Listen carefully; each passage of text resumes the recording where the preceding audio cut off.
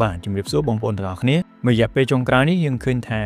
មានបងប្អូនសិស្សានុសិស្សពិសេសនិស្សិតដែលគាត់ទើបតែបញ្ចប់ការសិក្សាអីចឹងទៅគឺគាត់ចាប់អារម្មណ៍ខ្លាំងទៅលើការប្រឡងចូលក្របខ័ណ្ឌរដ្ឋណាហើយគួរបញ្ជាក់ផងដែរថានាពេលថ្មីខាងមុខនេះនឹងមានការជ្រើសក្របខ័ណ្ឌរដ្ឋបន្ថែមទៀតដូចជាសិស្សមន្ត្រីក្រមការសិស្សមន្ត្រីជាន់ខ្ពស់ដែលត្រូវចូលរៀននៅសាលាភូមិរដ្ឋបាលហើយចេញបម្រើការងារនៅតាមរដ្ឋបាលខេត្តរដ្ឋបាលស្រុកខណ្ឌអីចឹងទៅបាទថ្ងៃនេះខ្ញុំសូមណែនាំសៀវភៅមួយក្បាលដែលនិយាយអំពីសេវាសាធារណៈហើយសៀវភៅនេះគឺជាស្នាដៃទី3របស់បងប្រុសជាដំដែលផលិតឡើងពីសញ្ញាការអំពៅងាយស្រួលនៅក្នុងការមើលនិងអានហើយសៀវភៅនេះមានកម្រាស់284ទំព័រដែលចែកចេញជា5ជំពូកធំខ្ញុំសូមសង្ខេបបន្តិចចុះជំពូកទី1និយាយអំពីសញ្ញាទូទៅនៃសេវាសាធារណៈហើយនៅក្នុងនោះក៏មានលម្អិតអំពីនិយមន័យ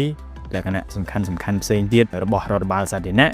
ការបែងចែកសេវាគុណភាពដល់សេវាអ្នកផ្ដល់សេវាអញ្ចឹងទៅជំពូកទី2គឺបានកំណត់អំពីក្របខ័ណ្ឌគោលនយោបាយនិងលិខិតបទដ្ឋានគតិយុត្ត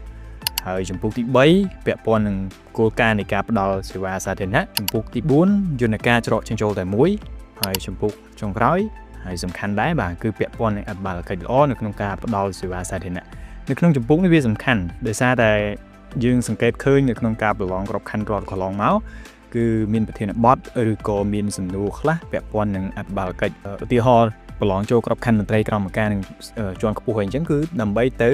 បម្រើការងារនៅរដ្ឋបាលខេត្តរដ្ឋបាល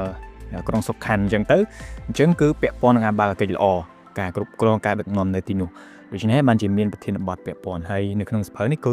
មាននិយាយអំពីចំណុចហ្នឹងបាទអញ្ចឹងសំខាន់ហើយសៀវភៅនេះគឺបានស្រាវជ្រាវនិងសម្រិតសម្រាំងឡើងឲ្យកាន់តែមានភាពល្អប្រសើរហើយជាពិសេសហ្នឹងគឺមានគោលបំណងនៅក្នុងការជំនួយស្មារតី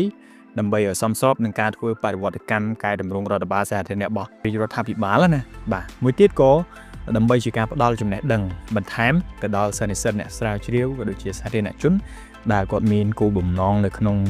ការយកសៀវភៅនេះទៅសិក្សាស្រាវជ្រាវគឺអាចយកទៅដើម្បីយល់ដឹងកាន់តែស៊ីជម្រៅបន្ថែមមួយទៀតគឺផ្ដល់ជាពុទ្ធិចំណេះដឹងនៅក្នុងការត្រៀមខ្លួនប្រឡងចូលក្របខ័ណ្ឌអីចឹងគឺយើងមានបញ្ជាក់លម្អិតអំពីសេវានៅក្នុងនេះបាទអញ្ចឹងសម្រាប់អ្នកដែលមានចំណាប់អារម្មណ៍ចង់បានសៀវភៅនេះយកទៅសិក្សាស្រាវជ្រាវបន្ថែមអាចទំនាក់ទំនងតាមខ្ញុំក៏បានខមមិនខាងក្រោមវីដេអូនេះឬក៏មួយទៀតអាចទំនាក់ទំនងផ្ទាល់ទៅកាន់បងប្រុសជាដំតែម្ដងដែលគាត់ជាអ្នករៀបចំសៀវភៅនេះឡើងណាបាទគឺខ្ញុំដាក់លេខទំនាក់ទំនងនៅលើវីដេអូនេះដូចគ្នាហើយសៀវភៅនេះមានតម្លៃត្រឹមតែ$8ឬក៏32,000រៀលតែប៉ុណ្ណោះបាទអញ្ចឹងវីដេអូនេះមានតែប៉ុណ្្នឹងទេចុងក្រោយសូមអរគុណសម្រាប់ការតាមដានទស្សនាវីដេអូមួយនេះហើយកុំភ្លេចចុច like និង share ដើម្បីឲ្យមិត្តភ័ក្តិឬក៏អ្នកស្គាល់គ្នាគាត់បានដឹង